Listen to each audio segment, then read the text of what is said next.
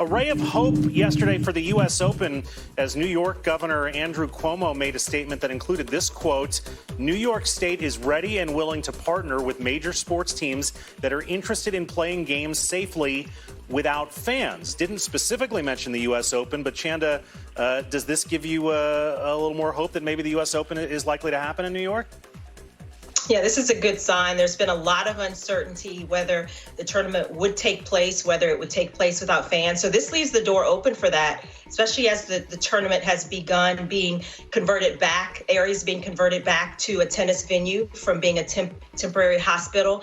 So that's a good sign. There's some real considerations, though, and the CEO of the USTA kind of spoke about this, the health and well-being of players, what's good for tennis, and also the financial impacts. And the financial impacts of playing without fans could be huge.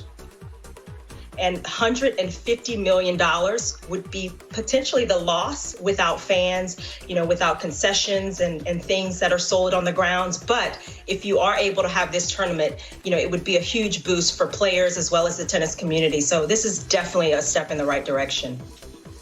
Yeah, I'm very encouraged by this statement from Governor Cuomo. I mean, we've been looking for some good news for tennis, and especially at the Grand Slam level. We've missed out on a few Grand Slams now. So, I think this really gives us a little bit of positive momentum. Hopefully we can build from it. Chanda, you're 100% right. Playing without fans is a completely different financial structure. But I think the thing that's first and foremost on our minds is the safety and healthy and the health of the players. So I think if we can make sure that's going to be okay, this is a positive sign, because so many things for the ATP is dictated by government mandates. So this at least allows us an opening. And I know we got a call yesterday. I got a call from our own Bob Wiley mentioning that the governor in California had opened up things as well for live sports, possibly in the summer. So some good news building, which is great for men's tennis and women's tennis. The only difference for the U.S. Open, it's worth noting, versus, say, the Mets or the Yankees or the Knicks or the Rangers, he was talking about pro sports teams, is that tennis needs players to travel in internationally, which may end up being the